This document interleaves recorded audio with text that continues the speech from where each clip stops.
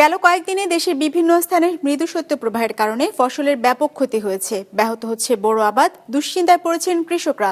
যদিও কৃষি বিভাগ দাবি করছে ফসলের তেমন কোনো ক্ষতি হবে না। জেলা রিপোর্টারদের পাঠানো তথ্য ছবিতে ডেস্ক রিপোর্ট।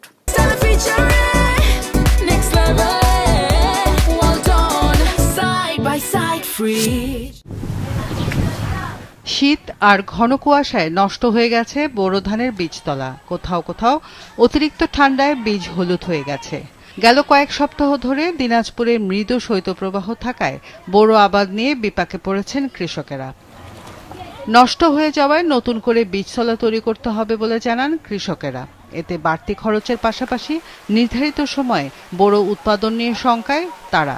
খুব ঠান্ডা পড়তেছে, মানে বীজের সমস্যা, মারাও গিয়েছে অনেক। এগুলো যদি আমরা আবাদ করতে না পারি তাহলে আমরা সংসার চালাবো কি করে, খাবো কি করে? আমরা হলুদ হয়ে যাচ্ছে, হলুদ হয়ে যাওয়ার কারণে কি ওষুধ দিব সেই ব্যবস্থা আমাদের দিতে হবে। যখন আসলে টানা 3 থেকে 4 দিন সূর্যের আলো দেখা যায় না, ওই সময়টাতে দেখা গেলো যদি একটু রশি টানা দিয়ে দেওয়া হয় এবং আমাদের রাতের বেলায় আসলে বীজতলাটাকে কিছুক্ষণের জন্য শিশিরটাকে মানে যদি ছোঁয়ানো যায় তাহলে সেটা আসলে বীজতলার জন্য খুবই উপকারী। আর এই পদ্ধতিগুলো অবলম্বন করলে আসলে আমাদের মৌসুমের তাপমাত্রা যদি কমেও যায় সেক্ষেত্রে আসলে বীজতলার উপরে তেমন কোনো প্রভাব পড়বে না। তীব্র শীতের প্রভাব পড়েছে গোপালগঞ্জেও। সেখানকার কৃষকেরা এরই মধ্যে বোরো আবাদ শুরু করলেও ঠান্ডায় মাঠে কাজ করতে পারছেন না। এতে ধানের ফলন নিয়ে শঙ্কা তৈরি হয়েছে।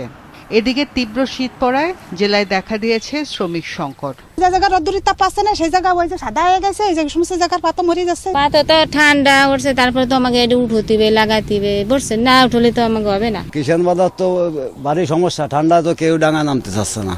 আরো 1 ঘন্টা আগে হয়ে যেত, এখন 1 ঘন্টা পিছনে পড়ে যাচ্ছি কারণ শীতের কারণে।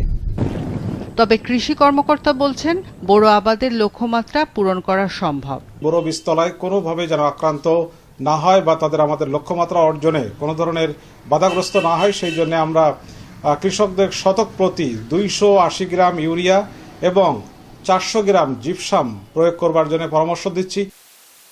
এদিকে গাইবান্ধায় 165টি চরাঞ্চল সহ 7 উপজেলায় মিষ্টি কুমড়ার ফলন নিয়ে ব্যাপক ক্ষতির মুখে পড়েছেন চাষিরা।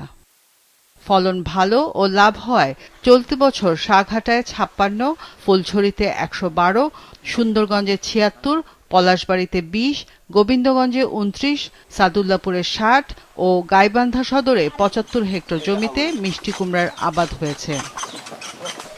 বিজনেস রিপোর্ট, মাছরাঙা টেলিভিশন।